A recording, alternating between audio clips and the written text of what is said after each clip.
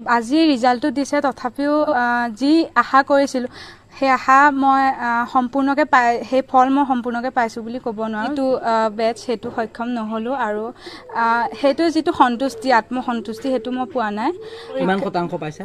মই 99% পাইছোঁ। যদিহে চৰকাৰে আমাৰ এই পৰীক্ষাটো পাতিলেহেঁতেন তেতিয়া হয়তো মই ইয়াতকৈ অলপ বেছি মই ফল দেখুৱাব পাৰিলোহেঁতেন।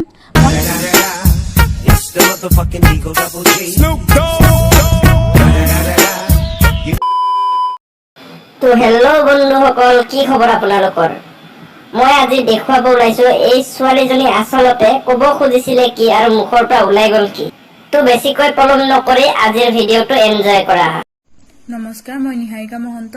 আজি যি হাইস্কুল শিক্ষান্ত পৰীক্ষাৰ ফলাফল ঘোষণা হ'ল তাৰ ওপৰত মই কিছুমান কথা কৈছিলোঁ আৰু সামাজিক মাধ্যমত সেই কথাবোৰ বহুত প্ৰচাৰ হৈছে। বহুত মিম বনাইছে, মোক ট্ৰল কৰিছে, মোক বেয়া বেয়াকৈ কমেণ্ট কৰিছে, মোক পাৰ্চনেলি বহুতে মেছেজ কৰিছে, বহুতে বেয়া বেয়াকৈ কৈছে। সকলোৱে নহয় কিন্তু বহু সংখ্যকে কৰিছে। তো ইয়াৰ বিষয়ে মই কেইটামান কথা ক'ব বিচাৰিছোঁ। আচলতে সৰুৰে পৰা সকলোৰে এটা আশা থাকে যে মেট্ৰিক পৰীক্ষাটো তেওঁলোকে দিব, তেওঁলোকে ভাল ফলাফল কৰিব। মোৰো আছিল সেইদৰে সৰুৰ পৰাই মই মেট্ৰিক পৰীক্ষাত ভালদৰে উত্তীৰ্ণ হ'ব বিচাৰিছিলোঁ। মাহঁতেও মোৰ ওপৰত আশা কৰিছিল আৰু সেইকাৰণে মই মাহঁতৰ কাৰণে হ'লেও নিজৰ কাৰণে হ'লেও বহুত কষ্ট কৰিছিলোঁ। মোক শিক্ষাগুৰুসকলেও মোৰ ওপৰত আস্থা ৰাখিছিল, তেওঁলোকে মোক বহুতো সহায় কৰিছিল। মোক ব্যক্তিগতভাৱেও দুজনমান শিক্ষাগুৰুৱে মোক সহায় কৰিছিল আৰু মই মেট্ৰিকৰ কাৰণে কষ্ট কৰিছিলোঁ আৰু মেট্ৰিক পৰীক্ষাটো কেঞ্চেল হৈ গৈছিল। মেট্ৰিক পৰীক্ষা আমি দিবলৈ সক্ষম হোৱা নাছিলোঁ। আৰু আপোনালোকে জানেই যে মেট্ৰিক পৰীক্ষা কেতিয়া কেঞ্চেল হৈছিল। আমি প্ৰায় 15 মাহমান পঢ়িছিলোঁ, পঢ়াৰ পাছত মেট্ৰিক পৰীক্ষাটো কেঞ্চেল হৈছিল। আৰু আমি জানিছিলোঁ যে মেট্ৰিক পৰীক্ষা আমাৰ ভালৰ কাৰণে, আমাৰ স্বাস্থ্য ভালৰ কাৰণে কেঞ্চেল কৰিছে, তথাপিও মনত দুখ লাগিছিল।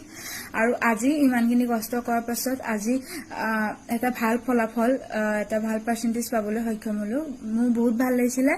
কিন্তু মই আৰু আমাৰ পৰিয়ালৰ কোনেও গম পোৱা নাছিলোঁ যে মই মাজুলী জিলাৰ ভিতৰত সৰ্বোচ্চ নম্বৰ লাভ কৰিছোঁ বা আমাৰ ঘৰলৈ মিডিয়া আহিব। যেতিয়া মিডিয়া আহি পেলাই ক'লে তুমি নিহাৰিকা মহন্ত, তুমি মাজুলী জিলাৰ ভিতৰত সৰ্বোচ্চ পাইছা, তেতিয়া আমি গম পাইছোঁ। আৰু সেইকাৰণে মই প্ৰস্তুত নাছিলোঁ মোৰ মিডিয়াৰ আগত কথা ক'বলৈ। কিন্তু আমাৰ ঘৰৰ কোনো প্ৰস্তুত নাছিলে আৰু আজিলৈকে মই মিডিয়াৰ আগত কথা কৈ পোৱা নাই, নিউজ চেনেলত কথা কৈ পোৱা নাই। সেইটো কাৰণে অলপ নাৰ্ভাছ হৈছিলোঁ আৰু মোক সোধা হৈছিল যে যদি পৰীক্ষা পাতিলেহেঁতেন তেতিয়া তুমি কি কৰিলাহেঁতেন। মই তেতিয়া কৈছিলোঁ যে এতিয়া মই ইমান সন্তুষ্ট নহয় 99% পাই, কিন্তু যদি মই পৰীক্ষাত বহি নিজকে টেষ্ট কৰি মই এটা ৰিজাল্ট পালোহেঁতেন, হয়তো এইটো 80% হ'লেও 85, 90 যি পাৰ্চেণ্টেজে নহয়, সেইটো মই নিজৰ পৰা নিজে পৰীক্ষাটো দি পেলাই মই পোৱা পাৰ্চেণ্টেজ, সেইটো কাৰণে মই আজিতকৈ বেছি সুখী হ'লোহেঁতেন। অৱশ্যে আজি যিটো মাৰ্ক দিছে সেইটো মোৰ আমাৰ যি 9 আৰু 10ৰ যিখিনি পৰীক্ষা পাতিছিল তাৰ ওপৰতে ভিত্তি কৰিছে। তথাপিও আপোনালোকে সকলোৱে জানে মেট্ৰিকটো কথা বেলেগ। মেট্ৰিকটো দিবলৈ আমাৰ সকলোৱে মন, খালি আমি জীৱনৰ প্ৰথমটো ডাঙৰ পৰীক্ষাই দিবলৈ নাপালোঁ। মই আচলতে সেইটোহে ক'ব বিচাৰিছিলোঁ যে মই এতিয়া সুখী। 99% বহুত বেছি মাৰ্কছ। তো মই 99% পাই পেলাই মই সুখী, মই সন্তুষ্ট, কিন্তু সম্পূৰ্ণ সন্তুষ্ট নহয়। মই সম্পূৰ্ণ সন্তুষ্ট কেতিয়া হ'লহেঁতেন যেতিয়া মই নিজে 1.5 বছৰ পঢ়ি, যিখিনি 1.5 বছৰ মই পঢ়িলোঁ সেই পঢ়ি পেলাই পৰীক্ষাটো দি মই নিজে কৰা কষ্টখিনি যি ফলাফল, সেই ফলাফলটো পালোহেঁতেন, তেতিয়া মই সন্তুষ্ট হ'লোহেঁতেন। মই কোৱা নাই যে মই পৰীক্ষা হোৱাহেঁতেন মই 99% ওপৰ পালোহেঁতেন। মই পৰীক্ষা হোৱাহেঁতেন মই সন্তুষ্ট হ'লোহেঁতেন। মই ওপৰ 99% ওপৰ পোৱা 100% কিবা মই একো কোৱা নাই, মই একো ক'বলৈ বিচৰা নাছিলোঁ। মই মাথো সেইটোকে ক'বলৈ বিচাৰিছিলোঁ যে মই মেট্ৰিকটো দিয়াহেঁতেন, বেছি নিজে দি পেলাই নিজে সেইটো ফলাফল পোৱাহেঁতেন মই বেছি সুখী হ'লোহেঁতেন। আৰু এই কথাখিনি মই আপোনালোকে ভিডিঅ'টো চালে গম পাব, এই কথাখিনি মই সম্পূৰ্ণকৈ ক'ব নোৱাৰিলোঁ। আৰু তাৰপাছত মোক সোধা হ'ল তোমাৰ পাৰ্চেণ্টেজ কিমান, আৰু তেতিয়া মই কৈছিলোঁ যে 99%।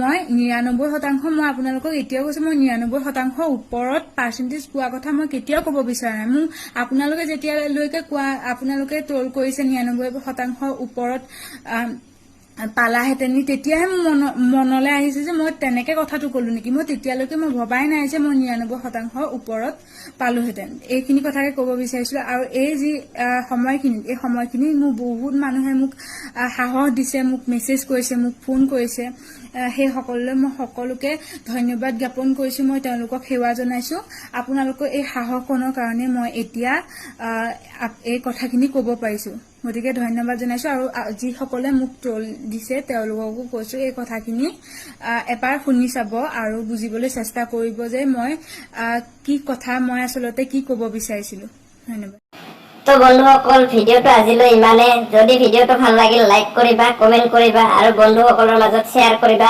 আৰু লগতে মোৰ চেনেলটো সাবস্ক্ৰাইব কৰি দিবা তো আজিলৈ এৰিলো বাই